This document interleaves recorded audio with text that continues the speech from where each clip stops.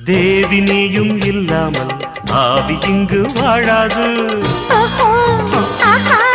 உண்மைதானா? 7 ஜென்மம் போனாலும் இந்த பந்தம் போகாது. உன்னை என்று வேறு பெண்ணை உள்ளம் தேடாது.